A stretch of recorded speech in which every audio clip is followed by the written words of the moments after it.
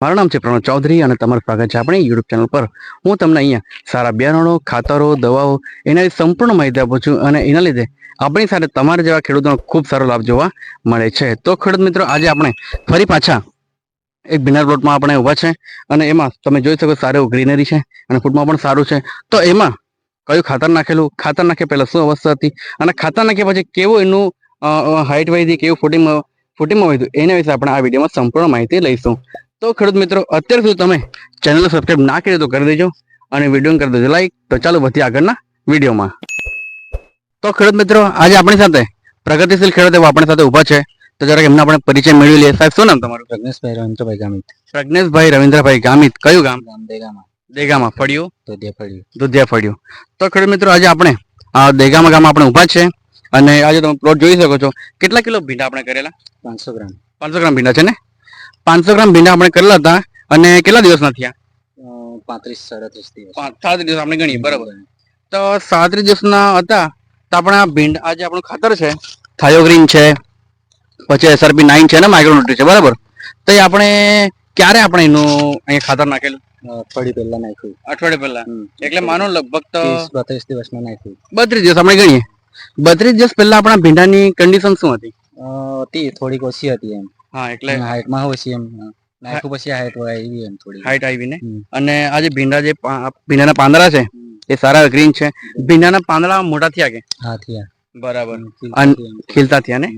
પછી પ્લસ બીજું કે નીચેથી ફૂટિંગ તમને કેવું લાગ્યું? સારું છે, ફૂટિંગ સારું છે ને? નીચેથી ફૂટિંગ એવું નીચેથી ફૂટિંગ શરૂઆતમાં આવી જાય તો સારું પડે ને? હા, સારું પડે ને।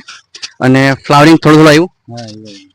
હવે જો ખેડૂત મિત્રો, આપણી પાસે આ થાયોગ્રીન છે, પછી SRP 9 છે અને માઇક્રોન્યુટ્રી છે।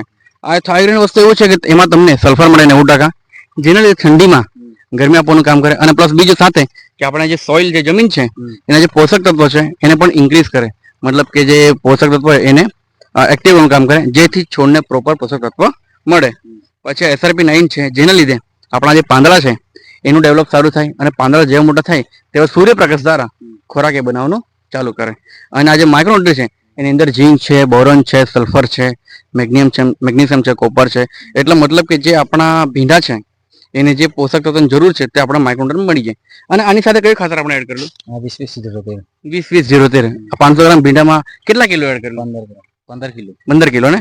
પછી પાછળ જે તમે જોવ છો ચોડીમાં પણ આપણે એમાં યુઝ કરેલું। આ બધું ટોટલ ખાતર આવી ગયું ને? હા, બધું આવી ગયું। 500 ગ્રામ ભીંડા અને પ્લસ પેલી ચોડી ને। ચોડીમાં તમને કેવો ગ્રોથ લાગ્યો? બસ સારો છે, ચોડીમાં બી સારો છે ને? હાઈટ તમે જોઈ શકો છો અને ગ્રીનરી પણ સારી એવી છે ને। હવે ખેડૂત મિત્રો, જરાક તમે નજીક આવો, હું તમને થોડીક ફૂટ બતાવી દઉં। આ જો ફૂટ સારી એવી થઈ ગયેલી છે, નવી નવી પીલમાં નીકળવા લાગેલી છે। આ બાજુ પણ તમે જોઈ શકો છો અને ખાતર પણ પડેલું છે, તમે જોઈ શકો છો।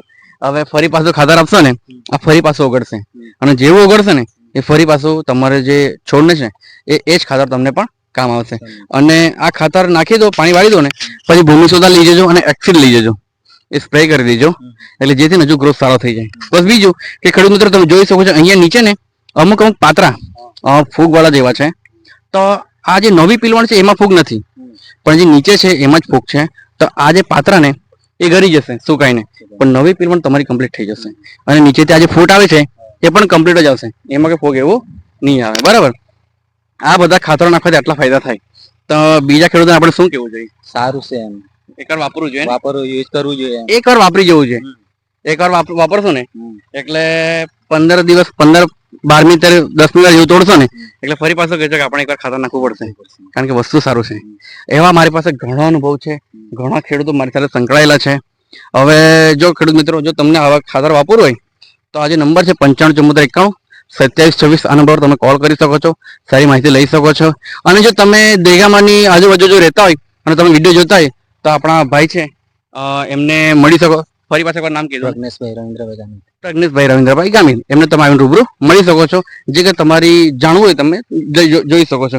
આવી તમે જોઈ શકો, અહીંયા જો ફૂટિંગ જબરદસ્ત છે, જો ફૂટિંગ સારું એવું છે, નીચેથી કમ્પ્લીટ ભીંડા છે।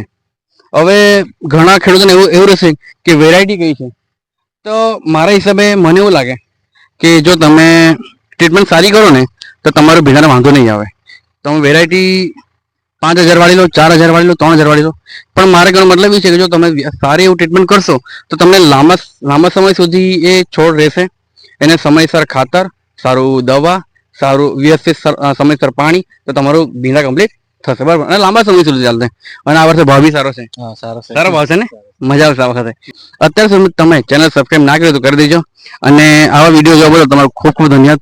અને ચેનલ અત્યાર સુધી સબસ્ક્રાઇબ ના કર્યું તો કરી દેજો. તો મળીએ બીજા વિડીયોમાં. ત્યાં સુધી જય હિન્દ, જય Bharat. Thank you so much people watching this video. Thank you.